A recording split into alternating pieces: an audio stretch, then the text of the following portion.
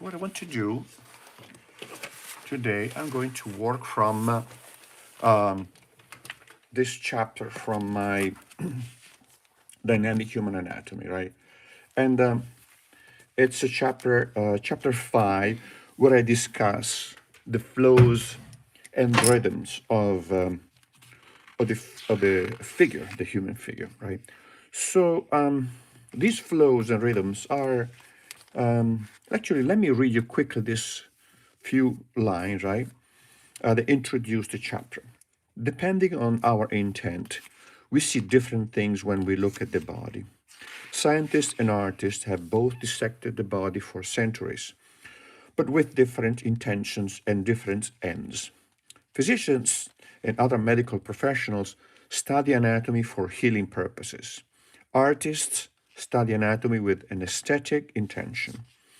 When Leonardo or Michelangelo took bodies apart, they later put them back together again through their art, elevating the body beyond its material state. So I think this is something that always fascinated me, right? As I was copying this figure, having studied anatomy for medical purposes and for artistic purposes, this peculiarities immediately became evident to me. So that's why I dedicated a chapter and then more to this idea of flows and rhythms of the figure, which express elegance. So now, this is a drawing by Leonardo, and I think he was doing exactly that. So you see, look how beautiful these legs are, right? Beautifully rendered, and clearly he dissected quite a lot of bodies, right? And you see how, even though you have a clear, you can identify the muscles very, very well, right? The muscles are elegant. So, meaning you don't have the sense of a cadaver, somebody who's dead, right? He takes now that dissection, and then he turns it into an aesthetic masterpiece, right? So, look also how he was doing ante litteram, right? Much earlier than everybody else. He was doing comparative anatomy, right? So this is probably a horse, and that's a human, right? Quite incredible, right? So this is the chart that I prepared, where I kind of discuss a little bit of all these rhythms and flows of the body, right? And what kind of pathways they create. These pathways convey, communicate dynamism and harmony. So you're going to see that I have done them through the body, in various different angle, very different ways. And this is the subject. This is the subject for the next few videos that I have that I'm going to produce. And today we're going to start with the legs, right? So let's get started with the legs.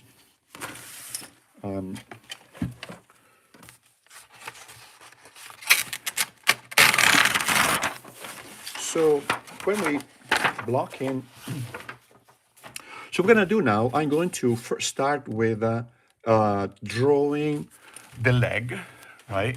Using a very pragmatic approach that I have been developing as teaching, right? And it's one of the many ways. This is going to be one of the many ways that we can approach drawing the legs from a structure and anatomical point of view. So I block in now the volume of the thigh, almost stereometrically, right? Just the volume like this, because now I'm going to be interested in the proportion of that. So this is the pelvis, this is the leg, this is going to be the pubic bone, this is going to be the iliac spine, right? So blocking the whole thing, right? So why iliac spine and pelvis? Because iliac spine and pubic bone, because the root of the leg, right, is about halfway between the pubic bone and the iliac spine. So when I find the pubic bone, the genital is going to be here, right? And the iliac spine and the inguinal ligament is going to be here. I find more or less the top, the beginning of the leg. So I can measure it, right? So the leg is typically, the thigh is typically two heads. So what I can do, I can take now the length of this, which I establish arbitrarily, and I double it and put it here. And now this is the length of the lower leg. So thighs is 2 heads, leg and foot is 2 heads. So what I'm going to do, I'm going to block in here a volume like this, and the foot is going to be at the end like that. So again, thigh, 2 heads, leg and foot, 2 heads. So that's easy, gives me easily a way of creating a proportional relationship between the segment of the leg.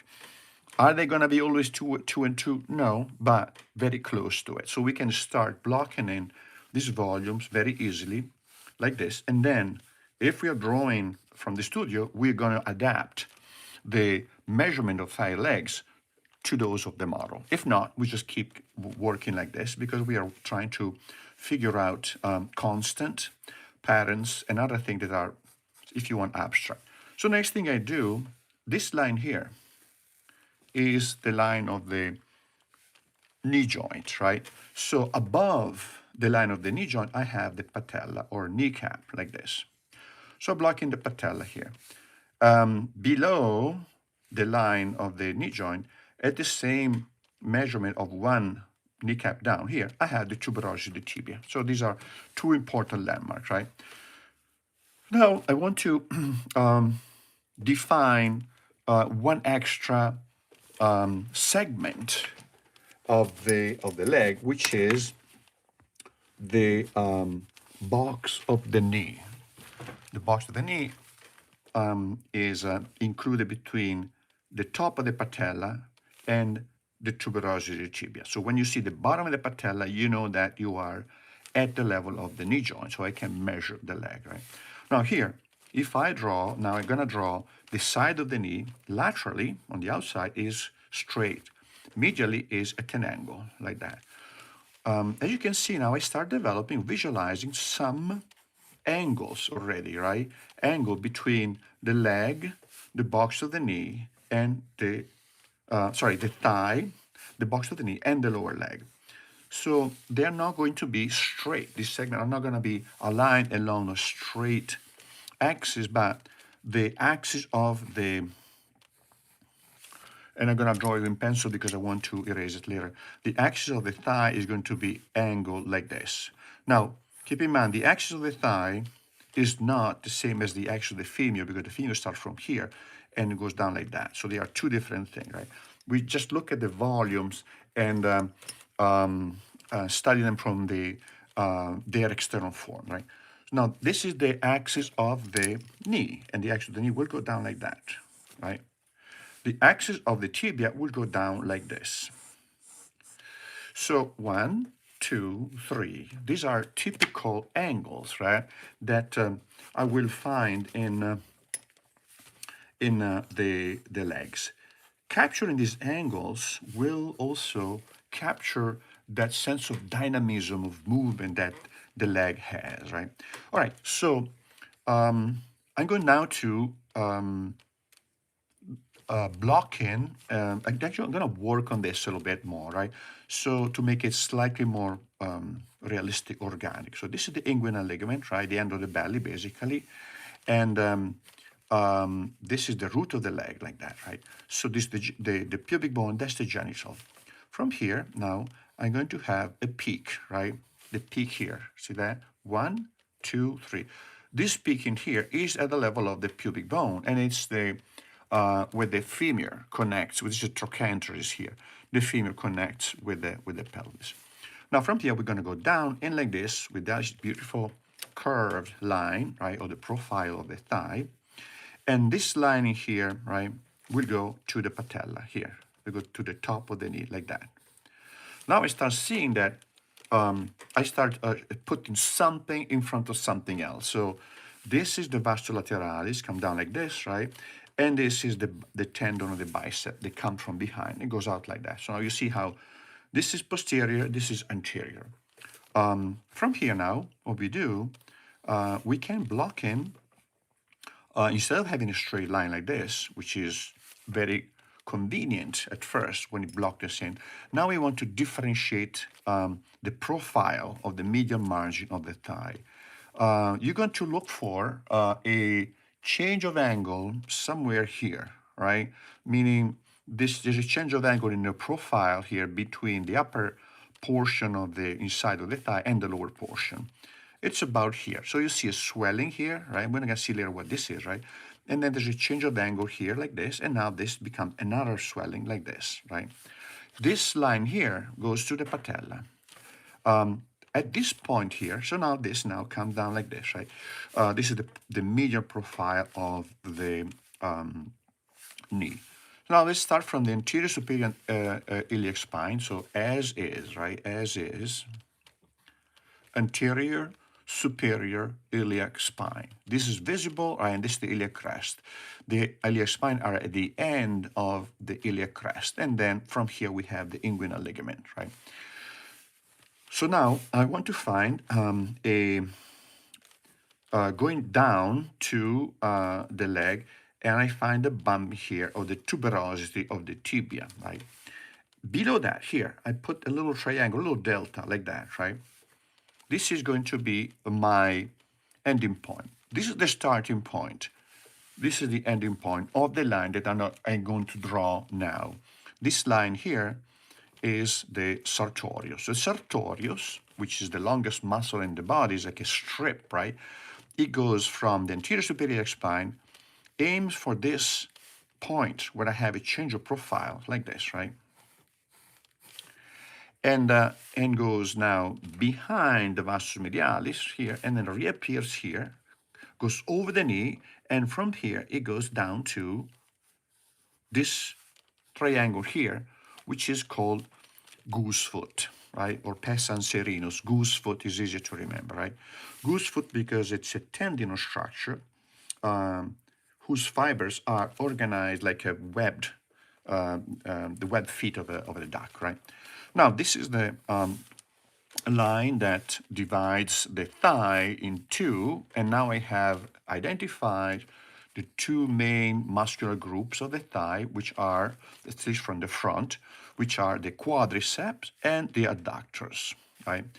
So now we can continue from here to work on the leg, and I blocked in this kind of not very developed volume or described volume, simply because now I need to add more information on top of it. When I drew this, I was mainly interested in the proportion, how high, how wide, and the angle, right? So how high, how wide, what's the angle? That's my mantra when I draw or when I teach figure drawing, right?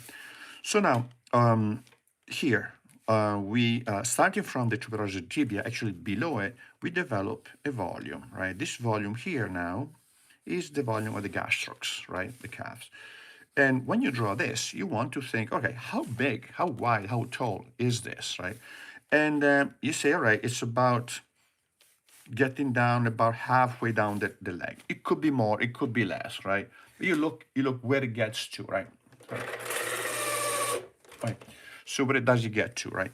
And then from here, you taper it and you come down with a line like this. Line like this is a tapering portion of the leg, right? And when you get to the ankle bone, right? The ankle, actually the ankle joint, which is just above the foot, the height of the foot is about 1/3 of one head, more or less, right? So now here I'm going to have a, so if this is a upside down truncated cone, see that going up like this, down here I'm going to have a upright truncated cone. This swelling is created by the profile of the medial and lateral ankle bones, the malleoli, and the foot is going to be down to like this. This is the toe, right? And these are 1, 2, 3, 4, 5, like that. So we have now the foot and everything. So now from here, what we do, starting from this line here, right? Of the line of the sartorius that connects with the goose foot, we go down like this, find the center of the axis basically of the leg, and you go down like this, go to the malleoli. So this is the shin. This is the shin, right? So now we have visualize one of those lines of flow and continuity that I was discussing early on. And this is the continuity between the sartorius, the knee, and the tibia going down to the malleolus. This is called Cupid's bow, right? Right? Cupid's bow. It creates, as you can see, a beautifully elegant path, right? Between the various parts of the leg. It connects them. Is this something that a physician care about? No, they don't, because it's not really connected with any functionality. But I mean, it has to be done this way, right? To this, when you find these rhythms, it means that leg is viable, is the way it's supposed to be. If you don't see this, maybe it is something, maybe the person lost a muscle or got something, right? So not normally you will see these pathways like that, right? So for artists, these, unlike for a physician or surgeon, are important aesthetically because they look beautiful, right? Even to a subliminal level, right? So now here I'm going to connect the patella with the tuberosity of the tibia. Now I have here, I can open up. I can add the muscle here like this, right? Like this. They start from the anterior superior spine and goes diagonally out. From here, instead, I'm going to add some volume to this lining here because the sartorius is a muscle, has a certain thickness, right? And then end up here like this. As you can see, the sartorius covers the inside of the knee, creating the bump that we all have here, right, at the level of the knee, right? Knowing what produces this is very important because this bump in here is typical of the inside of the knee, and it has to be positioned in just right. If not, if you have a bump in here that is not positioned properly, the knee will look weird, right? If it's too high or too low, it will look like a malformation or a pathology. Right. So now we start seeing like this, right? Beautiful, right? This is going to be the shin, so this is going to be the bone, right? And it's the malleolus. So this is the anterior muscle, and this is the posterior muscle, the gastroc, and then the tibialis and extensors. Now what we do from here, right? There's going to be a dimple. In a very lean model, we're going to have a dimple here. And from the dimple comes out the rectus femoris. So we draw the path to the rectus femoris first, down like this, right?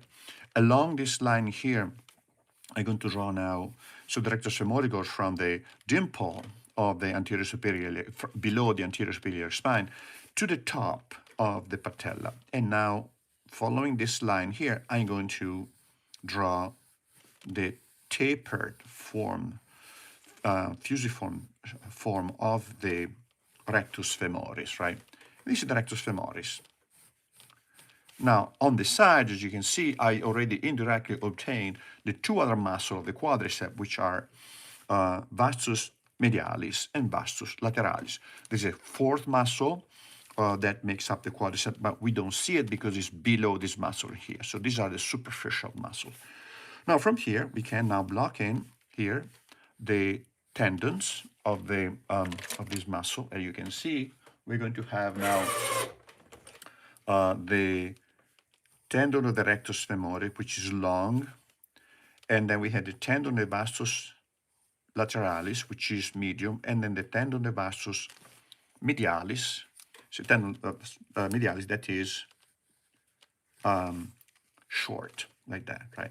So now, I like when I do this to always include the section line. I'm not going to get into the description of the muscle of the adductors in here because it's beyond the scope of what I want to do now, right? But we're going to do those in another occasion, right? So the section here can help, right? The section here can of the quadricep in this case can help to understand the three-dimensional development of the muscle. But for now, is something that we could do again in another occasion when we will study specifically the volumes, right? Today, I really want to focus on the flow, line of flow and aesthetics. So let's look how we can read, right, these lines of flow in the leg like that. So one line of flow or continuity is the Cupid's bow, right? The Cupid's bow. So that's the Cupid's bow. It goes down like this here, from here, from here, like that, right? Beautiful. See how beautiful it is, right? Very, a great sinuosity, wraps around, goes behind, goes in front, various anatomical structure, bones and tendons and muscle, etc. And that's one, right? Later I'm going to show you also how it shows from the back, right? But then we can also see how we have other lines of continuity, aesthetics, right, that are really not that much visible, but they are there. They create that dynamism of the thigh. For example, this, right, curve here, will continue with this. See that here, like that, right? And then eventually it will go down like that. So we have this, this, this. Beautiful, right? Then we have this here, right, here deep behind, and come down from here like this, right? And that's it, right? So we have these three lines of flow, as you can see, right, that wrap around the leg and give the leg the sense of dynamism, fluidity, aesthetic, strength that we want to be able to understand and capture. So maybe practice doing this, right, as you draw your figure. And let me draw the leg now from the side view. We're going to draw the leg from the side view here, and you're going to see different lines of flow and continuity, but also of orientation of the various segment of the leg in relation to each other, right? So here like this. So some of you in a previous occasion, previous live session, asked me about the how to draw, how to deal with body weight, and I will do that too. But it will. I want to get a little bit more material before I do a few sessions on that because it's quite a interesting topic. So give me some time. I want to work on this set of images here because I have been thinking about this for a while now. Then in the future, I will also deal with the body weight, how to draw body weight, right? So now let's do the same thing. Let's block in the basic volume. That's why, as you can see, that's why stereometry is important, right? Understanding the proportion of the body, proportion relationship of the body, meaning how big one part of the body is in relation to another one and how they relate to each other structurally, proportionally, aesthetically, right?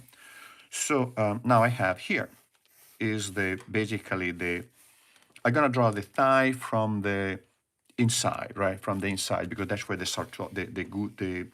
Cupid's bow is, from the inside. So now I have here the thigh like this, right? And front and back. This is the gluteus, right? This, right? And the genitals are gonna be about here like this, right? Look at that. So in the pubic bone, it's about at the lower quarter of the height of the pelvis. Take the height of the pelvis. The pubic bone is the lower quarter, right? So half and half. See that? 1, 2, 3, 4. And the genitals develops below the pubic bone. So once you find the line of pubic bone, develop the genitals below that. As you can see, the pelvis in here, because I included the glutei, is clearly angled like this, tilted like that. By blocking the pubic, the iliac, sorry, the pelvis is about 2 head, right? Because the leg starts from here, more or less, right, or a little bit higher than the pubic bone, this should be 2 head, 1 and 2. All right, I can make it a little bit longer like that, right, like that. So starting iliac spine, pubic bone, halfway, I start measuring the leg from here. This is 2, all right? So let me check. 1 and 2. All right, good. That's good. So this is now the thigh. Down here, below here, we take now the same measurement, right? Two heads, and I block it here like this, right? So that is the lower leg and foot, right? Now what I do, I draw this volume using like a 2x4, straight like this. And I take about 1/3 of a head, right? Approximation, right? And then we block the foot here like this, plus some at the heel. So this is about a little bit more than 1 head, right? So this is good because to this I added also the glute, so a little bit more than 1 head, and then that's the foot. Now here, what I can do, I can block in here, starting, actually, let's block in the box of the knee, right? So this is the knee joint, right? And a little bit above that, a little bit below that, I'm blocking in the upper margin and the lower margin of the box of the knee. So the patella now, therefore, or kneecap develops above the knee joint here, like this, right? See that? And this is tuberosity of the tibia, right? Patella or kneecap and tuberosity of the tibia. This is now the patella, right? Is always angled down a little bit like that. So don't draw the patella straight like this because it's not. Always angled downward like that. Once I have these two, what I can do now, I can add here, because now I had the tuberosity tibia, I can develop the calves below that, below the level of the tuberosity tibia. And again, as I did for this, I'm going to look how big is the volume of the calves, right? And in this case, let's say it's a little bit more like for that than the midpoint of the height of the leg, from here to here, right? Now, similarly, I'm going to taper the lower part, the part of the leg that is below the calves, taper in like this, right? When we get to the level of the ankle joint, actually a little bit higher than that, we now change profile and we add the fanning out of the created by the tendon that go to the toes and the tendon that goes to the heel. So from the front, this widening, right, is created by the malleoli, by the ankle bones. From the side, instead, is created by the tendons that connect the muscle with the foot, right? So the foot is going to be here, and then because this is a medial, right, we're going to have the big toe here, right, and this is the arch, and we don't see much more than that, right? Here is going to be the malleolus. So now, or the end of the tibia, So now, knowing that the sartorius starts from here, right, from the anterior superior iliac spine, right, and it goes across, goes across the leg like this, right, but from the front, we see how it reaches the margin here, right? From the inside, we don't see that, of course, right? Because we don't see this change in profile here. But we know that the sartorius will cover the posterior half of the box of the knee. So this is the box of the knee, right? This is the posterior half. So the sartorius will go from here to here and from here to here like that. All right, so now down, back, here like this, down like this, right?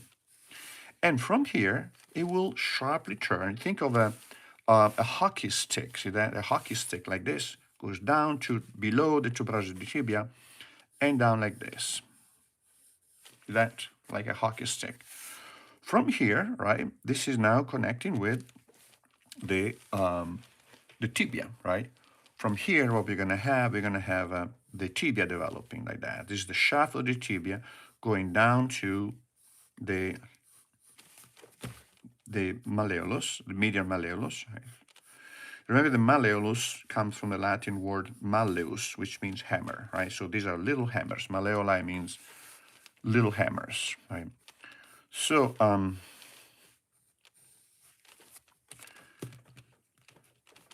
think there's a place in Sweden called Lillehammer. I wonder if it's coming from that, right?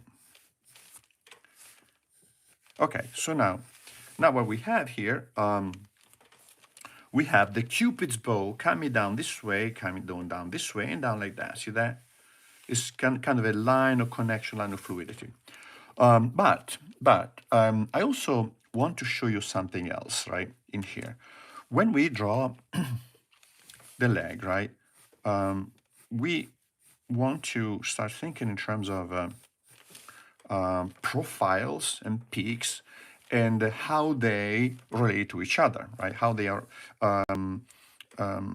organized in relation to each other. So in the leg, side view or medial view or lateral view, right? We have on the front, we're going to have a peak like this. This is a peak, this is about here. Why is the peak here? Because you can see the quadricep here, right, develop its big volume here, like this, right?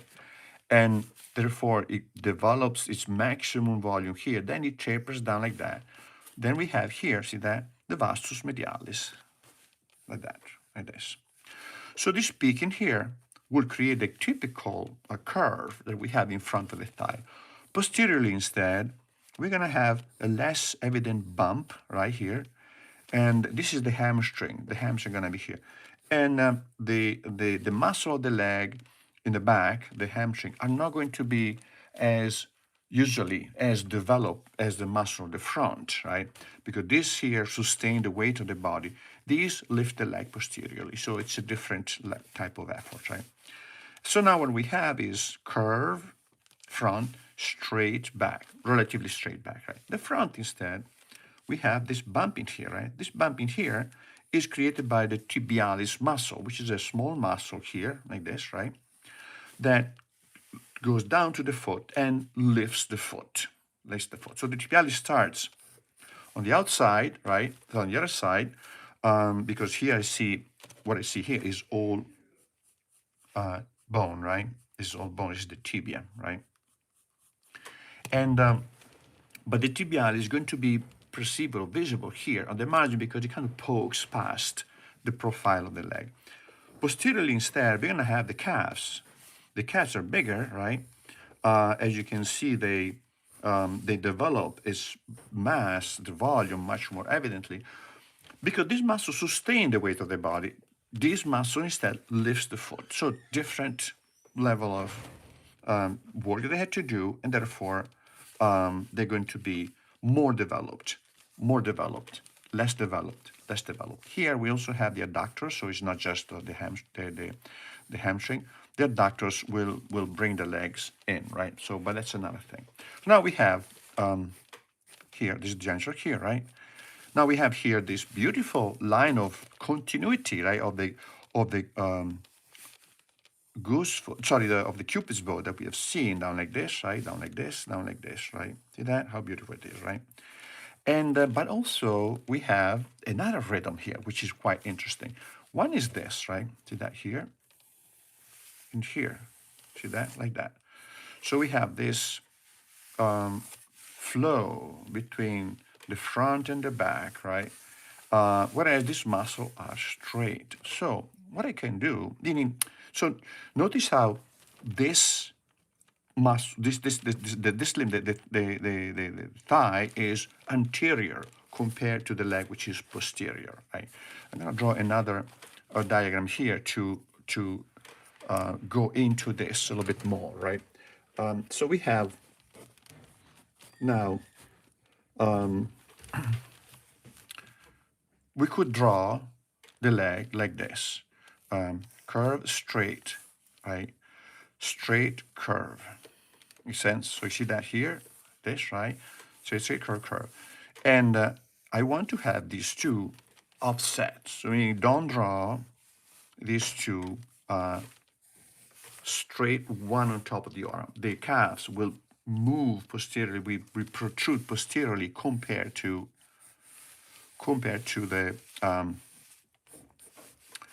the back of the leg like this, right? Of the thigh like that. So now here, right, you can see we have this and this, right, and this and this, right, straight and straight. So this is the foot, go out like that, and you can see how already this captured that elegance, the dynamism of the leg, right? Even by just starting with the just straight line like that, right, kind of very summarily done line like that, but you can capture this beautiful, again, elegant dynamism of the legs. Now, if I continue, right, the line of the back of the leg, considering as straight, right? So one little note of, so this would be either a very lean person or a flayed figure. If in a lean person or in a flayed figure, we see this sharp change of direction from here to here. Whereas, or in a flayed figure, whereas very often in models, depending on the body weight, we will find here a little bit of a continuity like this. This is the fat, right? The fat in here will fill in this gap in here, so we don't have the same straight profile like this, right? That we would have in a lean person or in a flayed figure, right? So now, if I keep going with this line here down like this, right? This will cut in the middle of the leg. See that? And all this part in here protrudes past behind the thigh. From here, right, from the tuberous to the tibia, and this is difficult, tricky to see because when we see that the line of tibialis here, the line of tibialis is curved, and it might be seen in connection with that, right? So we do this, right? But if you look carefully, so this bump in here comes from the muscle, not the bone, which gives me the structure. So what I want to do, I want to find the bottom of the knee here, right? The little bump in here where I have the change of angle between the line of the patella and patellar ligament and the line of the profile of the tibialis. Find that point in there, and then from here you go up like this, and that will cut in the middle of the thigh. Makes sense? And probably this gives you the trochanter also, right, the joint. So now I see all of this developing anteriorly to the line of the leg. So you can see now how we have this. Another way of visualizing this is this. We can block in first a straight 2x4 like this, right? 2x4 like that, right? 1 and 2. Find the midpoint more or less, then we do this here, right? And here. And then we have now a good architecture for the leg, right? Makes sense very quickly. So now we see, right, what happens in here. We have seen here, this here, going behind and coming out from here like this, right? Maybe going out like that, but that's, and so on. So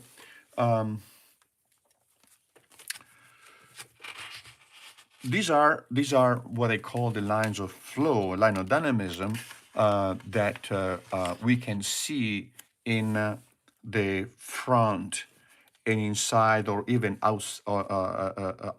lateral margin of the leg. There's one more I want to show you, which is from the back, right? But this time I'm going to use the leg a little bit flexed, right? So remember, you find all of these and more in my dynamic human anatomy book, right? Which is now in the, I think the third reprint or something like that, right? All right. So now let's block in the leg, right?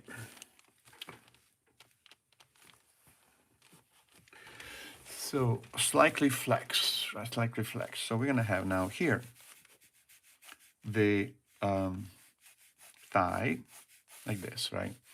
And I draw the thigh as a cylinder, a big cylinder, actually cone, try and get a cone like that, right? Remember, we go always back to our stereometric proportion, right? And this is the lower leg, and this is the foot, right? We're gonna hide the foot till like this, like that, right? So you see how quickly we can focus. When I draw, if I draw the leg like this, right, I focus on the action, the movement, the proportion, how it's bent and whatnot, the foreshortening, the perspective, without getting involved in an organic form. Those will come later, right? Those will come later. So here's the glutei like this, right? And then here's the other gluteus right here, this, right? Maybe we can block another leg like that, right? In sense, right? So this is kind of very helpful in visualizing the movement of your figure before you invest in drawing the detail. First, you want to see if the movement looks correct, right? Looks right, right? And if it does, then you can go over it, right? Draw with more details. Now, so we have here the volume of the thigh, and I can start making this slightly more voluminous for the front. In the back here, we're going to have the hamstring, right? The hamstring will develop a volume here like this, right? But it's not going to be as big as the quadricep. So now here, from here instead, I have now the leg. So the leg, the leg, I'm going to block in another volume here like this, right? Now I'm adding, see, more and more detail now, right? Because my priority again was first, how big is this? How big is this, right? This could be longer probably, so I'm gonna make it a little bit longer here like this, right? As you can see, if I decide to change proportion, right, I can just quickly do it because I just block in a cylinder, right? Not a complex organic form. So now here I'm gonna have the patella here like this, right? Or kneecap. I like to use also the more technical terms, right? Patella and so on, because as I draw this, because it's it kind of helps to memorize them also for you guys if you're not you know, very well acquainted with this name. So now here we have the hamstring like this, right? I add this volume here. I had this volume here. Now the hamstring, and then here we have the Achilles tendon down like that, right? So here we have the widening of the ankle. We're gonna look at that later. So now I block in more or less the big volumes where I think they should go, they should be. And now I'm saying, okay, it kind of worked proportionally or dynamically or whatnot.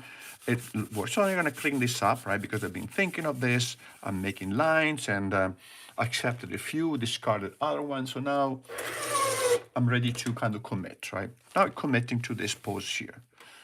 I will block in the bump in here of the tensor fascia lata, which we're going to see in another occasion. And this is now the quadricep here, like this, right? Actually, let me get a different, I need to lengthen the pencil, right?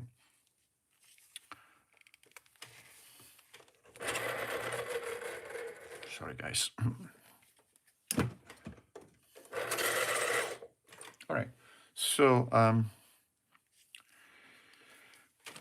these tools are very useful. If you, you're gonna save a lot of money in pencil. You can use the pencil to the bitter end, and then you can also maintain a very good grip on a pencil, right? So anyway, this is called pencil holders, right? So now here we have the volume of the quadricep like that, right? And here we have the patella, like this. This is now, is the gluteus goes over this volume of the hamstring like this, and we develop the hamstring, right?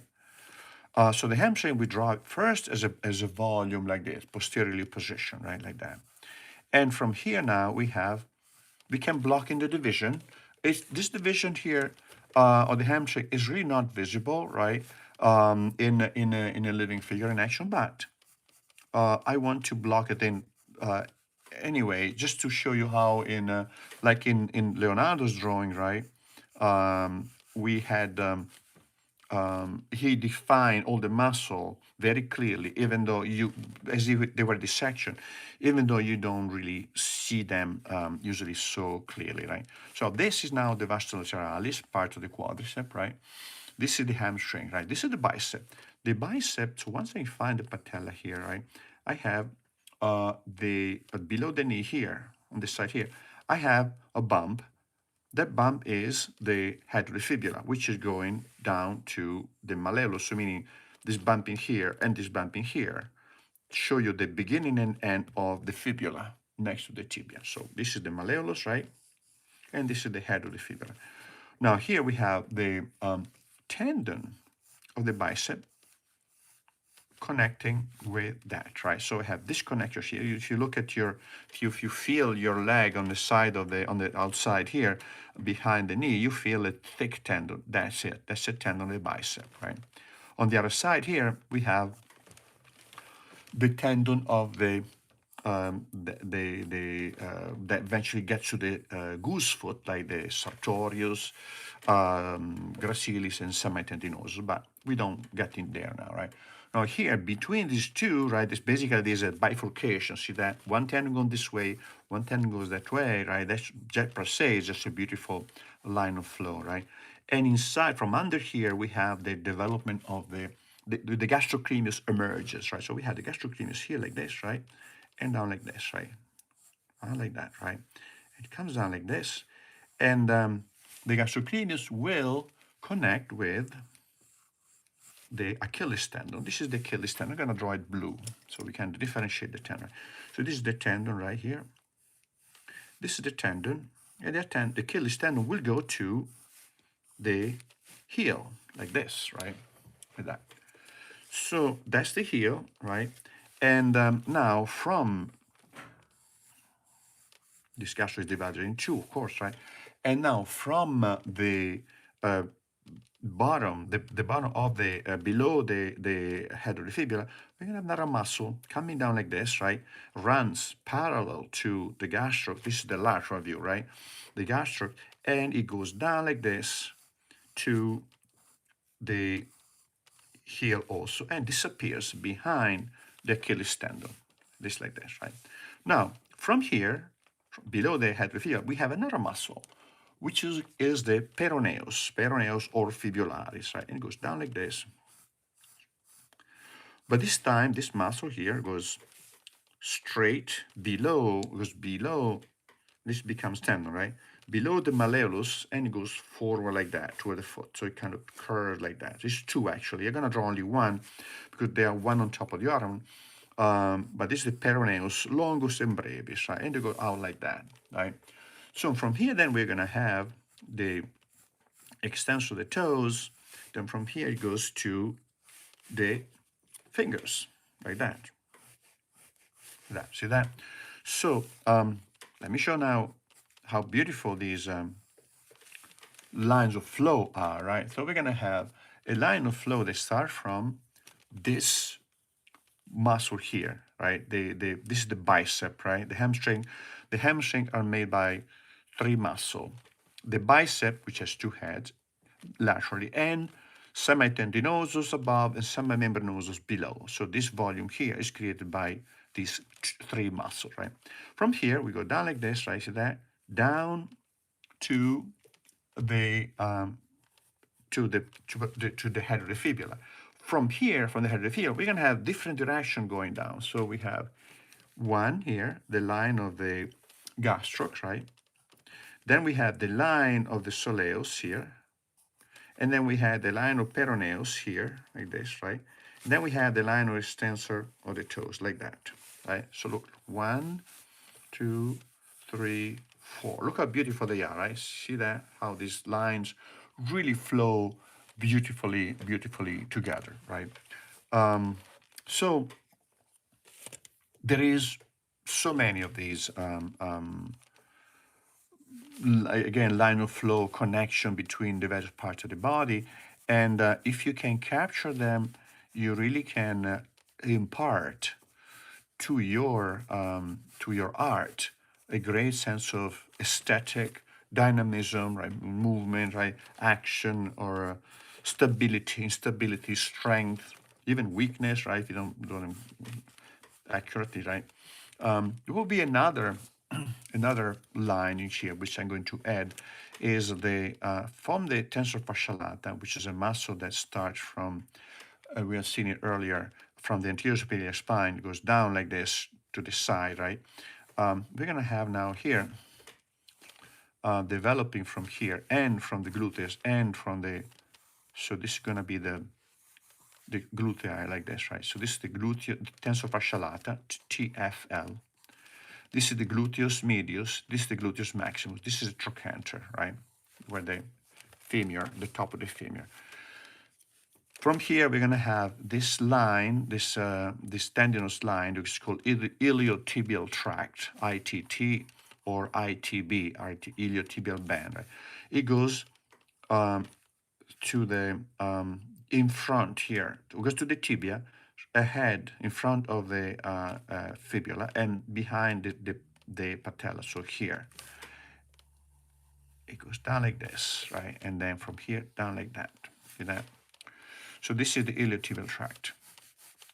So the iliotibial tract also will create this line of continuity, right, between the volume of the hamstrings, right, and right, create a continuity with three structures. One is the vastus lateralis. Vastus lateralis goes out like this to the patella. Therefore, the tendon of the vastus lateralis is going to be down like that. So we have now the tendon of the vastus lateralis, which we're going to see also here like this, right? Going down this way, right? Then we have the tendon of the iliotibial band going down this way, and then we have the tendon of the bicep going down that way. Look how beautiful this is, right? 1, 2, and 3. And then we keep going here, right? 1, 2, 3, 4. And if you want, we could add also other stuff like the various other tendon and volume. But I think this is a volume of the bones. But I think this is going to be pretty exhaustive and eloquent. So, so good. So next, the subject of the next live session will be continuing the search for this aesthetic, elusive aesthetic and structural line of flow and continuity, which will enrich our drawing, our art making, whether you do fine arts, or you do animation or graphic novels or character development, whatever you want to do. This is the language of the body. So you want to know it, right? All right, I'll see you next time for more.